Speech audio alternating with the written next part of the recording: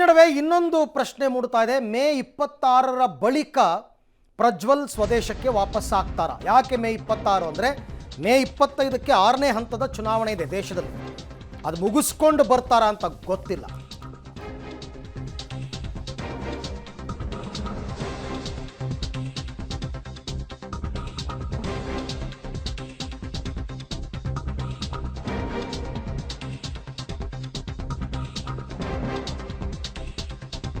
ಮೇ 26ರ ಬಳಿಕ ಆರೋಪಿ ಪ್ರಜ್ವಲ್ ರೇವಣ್ಣ ಬೆಂಗಳೂರಿಗೆ ವಾಪಸ್ ಆಗಬಹುದು.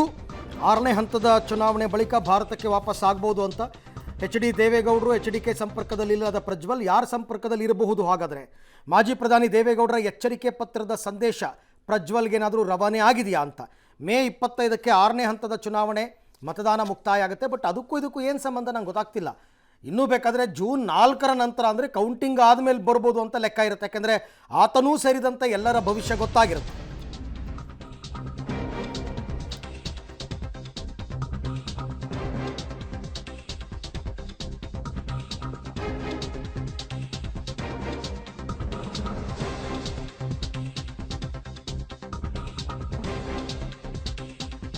ಈಗಾಗಲೇ ರಾಜತಾಂತ್ರಿಕ ಪಾಸ್ಪೋರ್ಟ್ ರದ್ದತಿಗೆ ಪತ್ರವನ್ನು ಬರೆದಿದ್ದಾರೆ ಸಿಎಂ ಸಿದ್ದರಾಮಯ್ಯನವರು. SIT ಕೂಡ ವಾರಂಟ್ ಸಹಿತ ಕೇಂದ್ರಕ್ಕೆ ಮನವಿಯನ್ನು ಮಾಡಿ ಪತ್ರವನ್ನು ರವಾನೆ ಮಾಡಿದೆ. ಕೇಂದ್ರದಿಂದ 2 ದಿನಗಳಲ್ಲಿ ಪಾಸ್ಪೋರ್ಟ್ ರದ್ದು ಮಾಡುವ ಪ್ರಕ್ರಿಯೆ ಅಂತಿಮವಾಗುವಂತಹ ಸಾಧ್ಯತೆ ಇದೆ. ಹಾಗಾಗಿ ಡಿಪ್ಲೊಮ್ಯಾಟಿಕ್ ಪಾಸ್ಪೋರ್ಟ್ ರದ್ದತಿಗೆ ಕ್ಯಾನ್ಸಲ್ ಮಾಡುವುದಕ್ಕೂ ಮುನ್ನವೇ ವಾಪಸ್ ಆಗುವಂತಹ ಸಾಧ್ಯತೆ ಇದೆ. ಪ್ರಜ್ವಲ್ ರೇವಣ್ಣ ದೇವೇಗೌಡರ ಎಚ್ಚರಿಕೆ ಪಾಲನೆ, ಕಾನೂನನ್ನು ಎದುರಿಸಲು ಪ್ರಜ್ವಲ್ ರೆಡಿನಾ, ಎಸ್ಕೇಪ್ ಆಗ್ತಾರಾ ಅನ್ನೋದೇ ಈಗಿರುವಂತಹ ಪ್ರಶ್ನೆ. ರಾಜತಾಂತ್ರಿಕ ಪಾಸ್ಪೋರ್ಟ್ ಕ್ಯಾನ್ಸಲ್ ಆಗಿದ್ದೇ ಆದರೆ, ರದ್ದಾಗಿದ್ದೇ ಆಗಿದ್ರೆ ಅವರಿಗೆ ಬೇರೆ ಆಪ್ಷನ್ ಇರೋದಿಲ್ಲ. ಬಹುತೇಕ ದೇಶಕ್ಕೆ ವಾಪಸ್ ಆಗಬೇಕಾಗುತ್ತೆ. ದೇವೇಗೌಡರು ಹೇಳಿದ ಹಾಗೆ ತನಿಖೆಯನ್ನ ಎದುರಿಸಬೇಕಾಗುತ್ತೆ. ಪ್ರಜ್ವಲ್ ರೇವಣ್ಣ ಇದ್ದಾಗ ಕೈಯಲ್ಲಿ ಪಾಸ್ಪೋರ್ಟ್ ಇದ್ದಾಗ ನೀವು ಎಲ್ಲಿಂದ ಬೇಕಾದ್ರೂ ಬರ್ಬೋದು, ನೀವೇ ಬುಕ್ ಮಾಡಿಕೊಂಡು. ರದ್ದಾಗ್ಬಿಟ್ರೆ ಒಬ್ಬ ಅಪರಾಧಿಯನ್ನ ಟ್ರೀಟ್ ಮಾಡಿದ ರೀತಿ ಬಂಧಿಸಿ ಕರ್ಕೊಂಡು ಬರ್ತಾರೆ. ಸೊ ಅದಾಗತ್ತಾ ಅಂತ ಈ ಬಗ್ಗೆ ಮತ್ತಷ್ಟು ಮಾಹಿತಿ ನನ್ನ ಕೊಲೀಗ್ ಮಸೂದ್ ಅವರಿಂದ ಪಡ್ಕೊಳ್ಳೋಣ. ಮಸೂದ್, ಎಲ್ಲ ಸರಿ, ಈ ಡೆಡ್ಲೈನ್ ಯಾಕೆ ಮೇ 26ಕ್ಕೆ ಬರ್ಬೋದು, ಜೂನ್ 1ರ ನಂತರ ಬರ್ಬೋದು, ಜೂನ್ 4ರ ನಂತರ ಬರ್ಬೋದು? ಈಗಾಗಲೇ ನಮ್ಮ ರಾಜ್ಯದಲ್ಲಿ ಚುನಾವಣೆ ಮುಗಿದೋಗಿದೆ. ಚುನಾವಣೆಗೂ ಪ್ರಜ್ವಲ್ ವಾಪಸ್ ಬರೋದಕ್ಕೂ ಏನು ಸಂಬಂಧ ಅಂತ? ಅರವಿಂದ್, ಕೆಲವೊಂದು ವಿಚಾರಗಳನ್ನ ಇಟ್ಕೊಂಡು ನಿರೀಕ್ಷೆಯನ್ನು ಮಾಡಲಾಗ್ತಾ ಇದೆ. ಈ ಸಂದರ್ಭದಲ್ಲಿ ಬರ್ಬೋದು, ಆ ಸಂದರ್ಭದಲ್ಲಿ ಬರ್ಬೋದು ಅಂತ. ಈಗೇನಂತಂದರೆ ಅರೆಸ್ಟ್ ವಾರೆಂಟ್ ಹೊಡಿಸಲಾಗಿದೆ. ಜೊತೆಗೆ CM ಕೂಡ 2 ಸಲ ಪತ್ರ ಬರೆದಿದ್ದಾರೆ ಪ್ರಧಾನಿಯವರಿಗೆ ಡಿಪ್ಲೊಮ್ಯಾಟಿಕ್ ಪಾಸ್ ರದ್ದು ಮಾಡಿ ಅನ್ನುವಂಥ ಕಾರಣಕ್ಕಾಗಿ.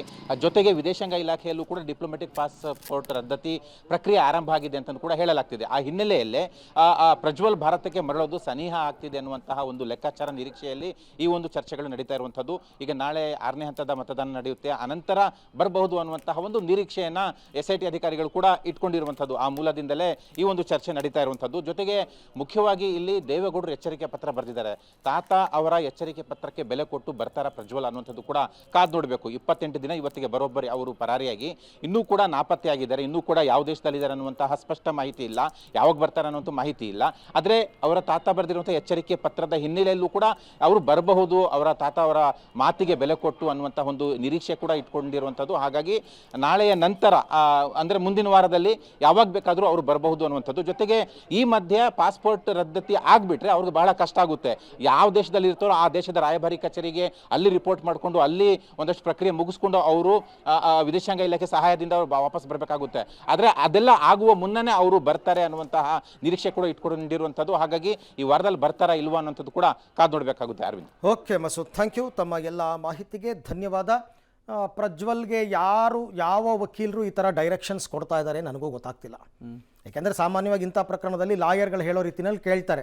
ಬಟ್ ಅದು ಯಾರು ಲಾಯರು, ನೀನು ಅಲ್ಲೇ ಇರು, ಇಲ್ಲಿಗೆ ಬರಲೇಬೇಡ ಅಂತ ಹೇಳಿದ್ದಾರೆ, ಅಥವಾ ತನ್ನ ಸ್ವಇಚ್ಛೆಯಿಂದನೇ ಇದ್ದಾರಾ ಅದು ಕೂಡ ಗೊತ್ತಿಲ್ಲ.